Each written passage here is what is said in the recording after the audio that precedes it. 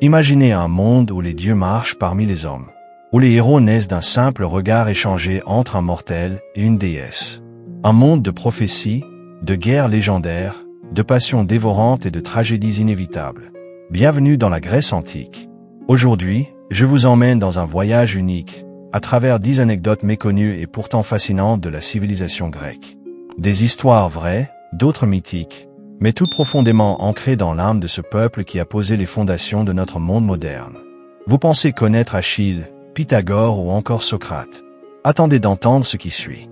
Installez-vous confortablement, car ce que vous allez découvrir va vous surprendre. 1. L'étrange mort de Miltiade, le héros de Marathon. En 490 avant Jésus-Christ, Miltiade devient un héros. Il mène les troupes athéniennes à la victoire contre les Perses à Marathon.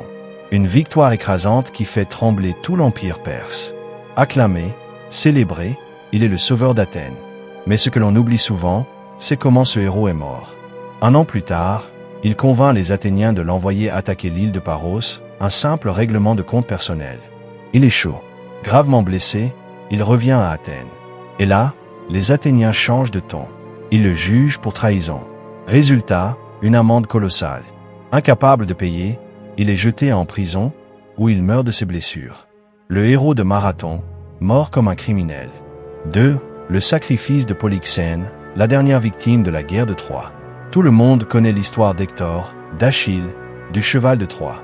Mais peu de gens connaissent le sort tragique de Polyxène, princesse troyenne et fille de Priam.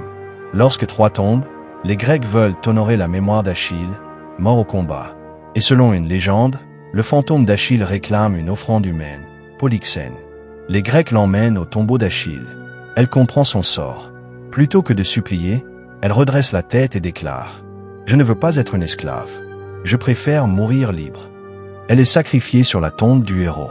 Certains récits disent qu'elle est morte sans crier, sans pleurer, digne jusqu'au dernier instant. Un symbole de courage et de fierté, même dans la défaite.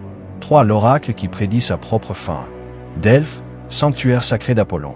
Des milliers de pèlerins viennent chaque année consulter la Pythie. Mais ce que peu savent, c'est que l'oracle a un jour prédit sa propre fin.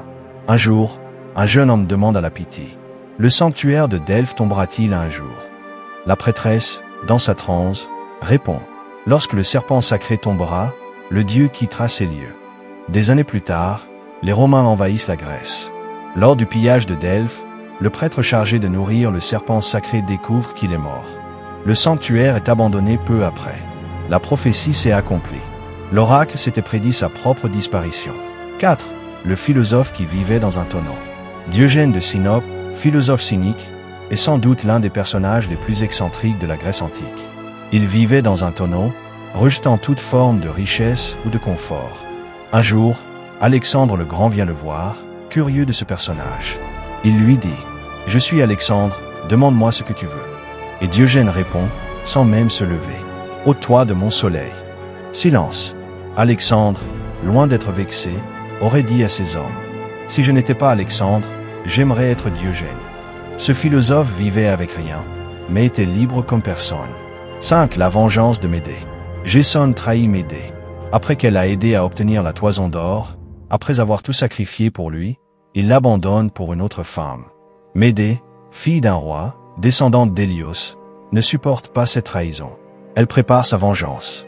Elle offre à la nouvelle fiancée de Gésone une robe empoisonnée. Dès qu'elle l'enfile, elle prend feu. Elle meurt brûlée vive. Mais ce n'est pas tout. Médée va plus loin. Elle tue ses propres enfants, ceux qu'elle a eus avec Gésone, pour lui infliger la pire souffrance.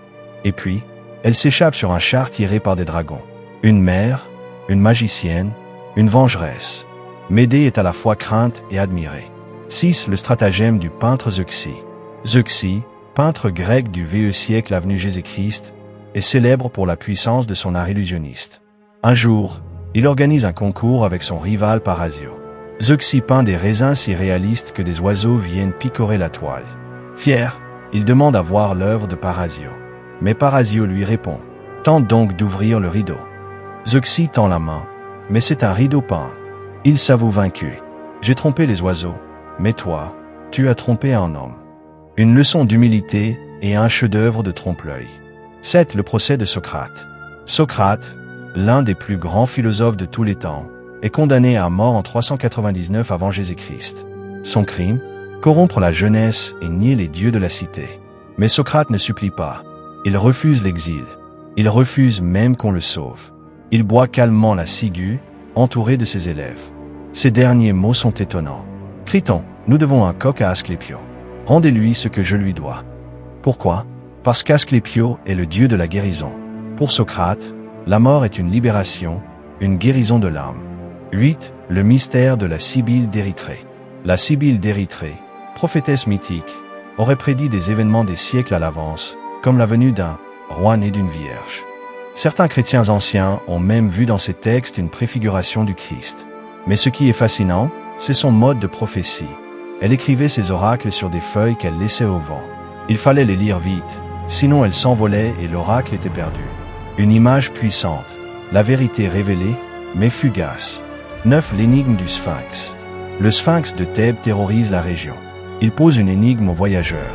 Quel être à 4 pieds le matin, 2 le midi et 3 le soir? Ceux qui échouent meurent. Un jour, Édipe se présente. Il réfléchit, puis répond. L'homme. Il marche à 4 pattes bébé, sur 2 jambes adultes et avec une canne vieux. Le Sphinx hurle de rage et se jette dans le vide. Édipe devient roi. Mais cette victoire l'amènera à sa perte, car il ignore encore qu'il a tué son père et épousé sa mère. 10. La malédiction du trésor d'Agamemnon. Lorsque Schliemann découvre le trésor de Mycène en 1876, il affirme avoir trouvé la tombe d'Agamemnon. Il y découvre un masque en or, des bijoux splendides, des armes antiques. Mais certains archéologues murmurent que ce trésor est maudit. Plusieurs des personnes ayant manipulé les objets seraient mortes de maladies mystérieuses, d'accidents étranges. Une rumeur persiste. Le masque en or porterait la colère des dieux, réveillés par le pillage des tombes. Que ce soit vrai ou non, le mystère entoure encore le masque d'Agamemnon, aujourd'hui exposé à Athènes. La Grèce antique n'est pas qu'un chapitre de l'histoire. C'est un monde vivant, peuplé de héros courageux, de dieux imprévisibles, de philosophes libres et de tragédies humaines. Chacune de ces anecdotes nous rappelle une chose. La grandeur de cette civilisation tient autant à sa sagesse qu'à ses contradictions, à sa quête de vérité autant qu'à ses passions les plus déchirantes. Et si ces histoires résonnent encore aujourd'hui, c'est peut-être parce que, quelque part, nous sommes encore un peu grecs. Si cette vidéo vous a plu, n'oubliez pas de liker, commenter et vous abonner pour ne pas manquer les prochaines histoires incroyables de l'Antiquité.